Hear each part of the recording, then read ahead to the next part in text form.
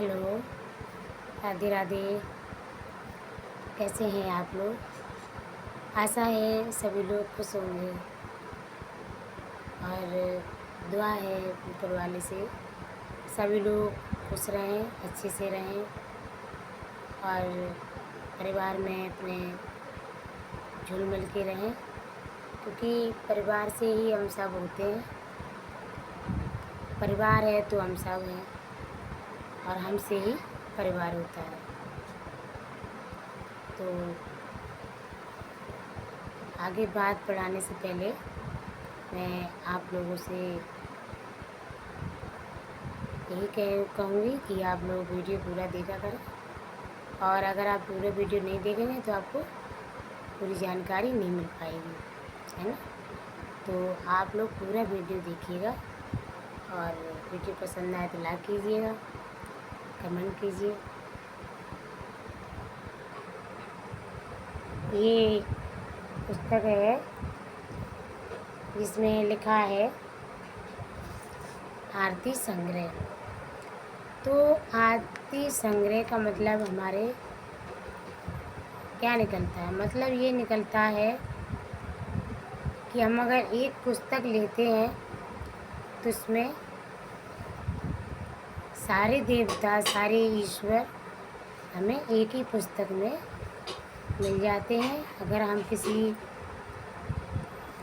मान लीजिए हमने विष्णु भगवान की पूजा की, तो विष्णु भगवान हमें इसमें प्रार्थना करने के लिए आरती मिल जाएगी, हमें भटकना नहीं पड़ेगा। हमने हनुमान जी की पूजा की तो हमें हनुमान जी भी इसी पुस्तक में उनकी आरती मिल जाएगी। इसी तरह से इसको संग्रह कहते हैं। अब बात हम करते हैं परिवार की। इसी तरह से जब कोई व्यक्ति परिवार में रहता है तो उसको एकजुट एक साथ सब कुछ साथ में लेके चलना चाहिए। उसको क्या कहते हैं? संगठन। परिवार का संगठन, परिवार को एक करके रखना और परिवार में कैसे रहना चाहिए। काफ़ी चीज़ें होती हैं जो आजकल की पीढ़ी नहीं समझ रही है। अब जैसे कि मैं अपनी बात करूं, मैं किसी के घर गई, मैंने देखा कि अरे परिवार तो बहुत अच्छा है, मैं बहुत खुश हो गई। अब थोड़ी देर में मैं क्या देखा कि जो बुजुर्ग महिला हैं वो अलग हैं और अपने हाथों से खाना पका रही हैं। तो मैंने उनसे पूछा, माता जी आप इतनी उम्र में काम कर रहे हो, बच्चे आपके, बहुत बड़ा परिवार है, तो ये सब छोड़ो, आप ये पुस्तक को देखो, इसमें भगवान है तो वो आप इनकी पूजा करो और भगवान का नाम लो, आपकी उम्र ही क्या रह गई है।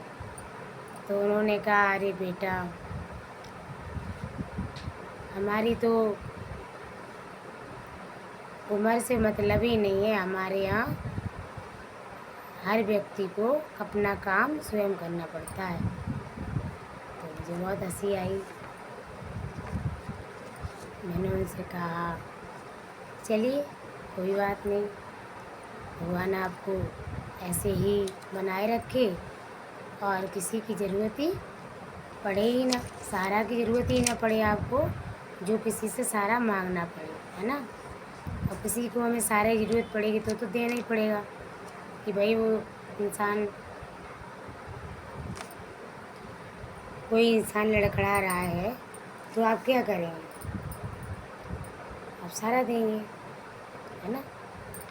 तो मैंने उनको यही कहा कि अगर आपको भगवान के साथ की ज़रूरत है तो आप भगवान का भजन करो, और ये सब जो है ना मोह माया, काम, लोभ, क्रोध, ये सारी चीज़ें यहीं बनी हैं और यहीं बन के हमारे सबके जीवन में उतर गई हैं। अब हम तो उनको ज्ञान बता रहे थे, उन्होंने क्या किया, बहुत सच्ची बात है, ये मेरे साथ हुआ था, मैं वही बता रही हूँ। काफ़ी दिनों बाद मैंने अपना वीडियो अपलोड किया है। तो उन्होंने झाड़ू उठाया तो झाड़ू अपना लगाने लगी। फिर मुझे विचार आया कि जो पिताजी हमारे बोलते थे कि बनिया की दुकान पर बैठ जाओ, तो बनिया क्या करता है, बनिया अपना जो बोरी होती है ना, बोरी कट्टा, उसको हिला देता है। जब वो उसकी मिट्टी उड़ती है तो वहाँ बैठा हर व्यक्ति चला जाता है। वो माता जी ने भी यही किया। उनको हम भगवान की कुछ बातें सिखा रहे थे, कुछ बातें बता रहे थे, तो उन्होंने यही किया। उन्होंने इसलिए ऐसा किया कि हम तो अपने जो है खाना खा रहे हैं, बना रहे हैं, ये हमारे पास फालतू बोल रही है बैठ के। अब ऐसा जब देखा मैंने, तो मैंने फिर उनको प्रणाम किया। मैं वहाँ से चली गई। अब धीरे धीरे क्या होता है, थोड़ी देर में जो परिवार होता है ना, उनका बच्चे दादी दादी करते हुए आए और उनके बेटे बोले कोई आया था अम्मा आपके पास, तो बोले नहीं, कोई नहीं आया था, हम तो इतनी देर से अकेले हैं। तो अगर भगवान का थोड़ा सुमिरन करती, थोड़ी उम्र जब बढ़ जाती है तो हम जहाँ से आए हैं वहीं हमें वापस जाना है। तो अगर हम झंझटों में पड़ने की बजाय थोड़ा बहुत भगवान का सुमिरन करेंगे तो हमारे मुख से झूठ नहीं निकलेगा। इस बात का हम खास ध्यान रखेंगे कि अगर हमने किसी को व्यक्ति को अपने पास बिठाला है, हमें याद है कि वो व्यक्ति आया था, फिर हम झूठ बोल रहे हैं, तो उन्होंने साफ कह दिया यहाँ कोई नहीं आया था। और रीज़न उनके घर का यही था, जो वो रोटी पका रही थी, तो वो क्यों पका रही थी कि वो अपने बच्चों को मतलब चला रही थी, अरे हटो कोई नहीं आया था, कुछ नहीं कुछ नहीं। बच्चों ने देखा था हम आए थे, और उन्होंने कहा कि नहीं, यही जो होती है बीच में फाट पड़ जाती है, मतलब दरार पड़ जाती है, और ऐसा करना बहुत मतलब गलत है अपने लिए भी, और अपने आंगने जो आगे हमारा जन्म होगा उसके लिए भी हम झूठ बोल रहे हैं। मैंने उनको, मैं वहाँ से चली आई। फिर वो कुछ देर बाद उनके लड़के को कुछ पूछना था हमसे, तो वो आया। जब वो आया तो मैं अपने घर में आकर हनुमान जी का जैसे आरती या जलाते हैं वो सब कर रही थी, और उसने देखा कि दीदी पूजा कर रही हैं, तो उसने अपना हाथ जोड़ के बैठ गया। वो हाथ जोड़ के बैठ गया तो उस वक्त भगवान की इतनी मेहर हुई उसके ऊपर कि जो उसके घर में वाइफ थी ना, बीवी, वो बीमार थी, कई दिनों से दवाई नहीं लगती थी उनको, तो वो बिल्कुल ठीक हो गए, बिल्कुल एकदम मस्त, बिल्कुल ठीक हो गए। जब वो ठीक हो गई और उठकर चलते चलते वो भी आ गई, फिर क्या बात चीतें होने लगी, मजाक चलने लगी, आपस में बहुत मजाक चलने लगी, चलती रही मजाक। तो उसने फिर कहा कि दीदी ये कैसे यहाँ तक आ गई, ये तो दवाई भी नहीं खा पाती। फिर मैंने उनको कहा कि देखो मैं दादी अम्मा के पास गई थी, आपके परिवार में जो भी संकट या कोई दिक्कतें आती हैं तो उसका रीज़न होता है आलस्य। और हम लोग सुबह नहा के बिना आलस करे अगर भगवान की तरफ थोड़े हाथ जोड़ लेंगे तो जिसने हमें बनाया है संसार में रहने के लिए, तो जो संसार जो चला रहा है वो हमें उस संसार के सुख दे रहा है, तो हम क्यों ना उनका शुक्रिया करें। हे प्रभु, आप हमें रोज़ सुबह सूर्य देव का दर्शन कराते हैं और हमें पेड़ लगा के दिए हैं आपने, पेड़ पौधे हैं हमारे लिए, पवन देव हवा देते हैं, कितना कुछ हमारे लिए आपने किया है। हे प्रभु, आप हमारे लिए ऐसे ही करते रहना और हमें इस लायक बनाना कि हम आपके चरणों में सर झुका सकें। तो जब ये बात उनको मैंने कही तो आप यकीन मानो वो इतना बदल गए और इतना बदल गए कि अपना सुबह उठ के बस हनुमान जी के 2 लाइनें पढ़ी और पढ़ने के बाद ही अपना दिया जलाया, आरती करी, हाथ धोए, पैर धो के, मतलब नहा धो के हाथ जोड़े। और जब भी पूजा करो तो जो घंटी होती है घर में, मतलब मंदिर में, वो अवश्य बजाएं, ठीक है। घंटी का बहुत शुभ माना गया है। बहुत से लोग शंख जो होता है ना, ऐसे करके शंख बजाते हैं, शंख की धुनी भी बहुत अच्छी बताते हैं, परंतु अगर है तो, नहीं है तो इतना, भगवान तो मन के भाव के भूखे होते हैं। तो अगर सुबह शाम हम भगवान का थोड़ा धन्यवाद करते रहें तो जब हमारे ऊपर कोई कष्ट, कोई संकट, कोई मुसीबत आती है अगर, तो वो जो है कम हो जाती है और कुछ नहीं। लिखा है वो तो होना है, लेकिन वो थोड़ा सा हमारे अच्छे कर्मों की वजह से उसका असर जीवन में कम होता है और इंसान कहता है ऐसा हो गया, भगवान ने नहीं रोका। भगवान ने तो लिखा था, तुम्हारे कर्म जो थे, तुम्हारा नसीब, वो क्यों रोकेंगे। रोकना तो खुद है ना। जब आपको अपना हाथ से कर्म करना है, जीवन को सही रास्ता दिखानी है, तब आप भटक रहे हैं, माँ को गाली देते हैं, बाहर के लोगों को गाली देते हैं, गाय को मारते हैं, गाय को धुतकारते हैं, गाय को रोटी नहीं देते। तो जब इतने पाप कर रहे हो तो ऊपर वाला क्या करेगा। वो तो जो नसीब है वो कर्म अनुसार बनता चला जाता है। और बालाजी हनुमान जी भी कुछ नहीं कर सकते उसमें। तो बड़ों की सेवा करें, गाय अगर आती है तो उसको रोटी दें, और रोटी नहीं है तो थोड़ा सा चावल रख दो उसके आगे किसी बर्तन में, किसी अखबार पर, वो खा लेगी। पन्नी में नहीं रखना है, कभी कोई चीज़ पन्नी में नहीं रखनी है, ये सख्त बात जो है, ध्यान रखें इस चीज़ का। कभी भी आप गाय को खाना दें तो ज़मीन में दे दें, वो चल जाएगा।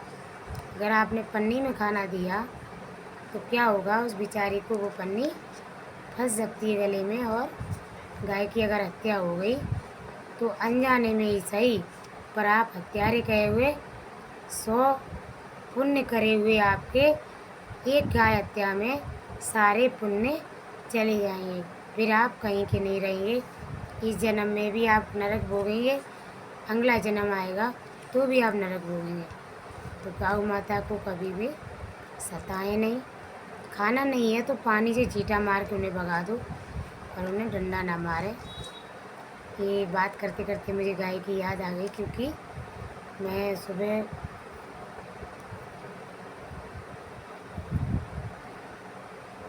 गाय के लिए खाना निकाला था मैंने, और गाय का खाना मेरा ऐसे ही रखा रह गया। गौ माता मुझे क्षमा कर देना। तो पुण्य, पूजा पाठ ये किसी भी रूप में आप कर सकते हो, इसीलिए तो आरती दी गई है सारी, क्योंकि संगठन है इसमें। किसी भी देवता को पूजा करोगे तो मैं आपको दिखाती हूँ।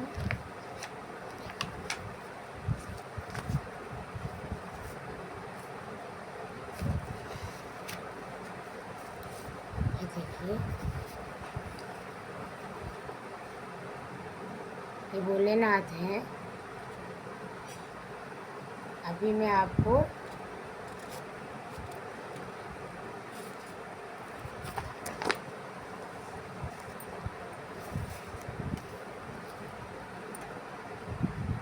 ये गणेश भगवान हैं। तो इसी तरह से सारे भगवान एक साथ हैं। आप ये मत समझिए ये रूप अलग है, वो रूप अलग है, ये रूप कोई अलग नहीं है, सब एक हैं। ये इसलिए बनाए हैं कि किसी किसी दिन बुध है तो लोगों के विचार आते हैं आज बुधवार है तो हम गणेश भगवान की पूजा करेंगे। बृहस्पतिवार आता है तो बृहस्पति देव भगवान की पूजा करते हैं, विष्णु भगवान की। इसीलिए ये सारी चीज़ें बनाई गई हैं। तो धारणा अपनी अपनी होती है, श्रद्धा भाव होता है, और आप उसी तरीके से अपना भाव रखिए, क्योंकि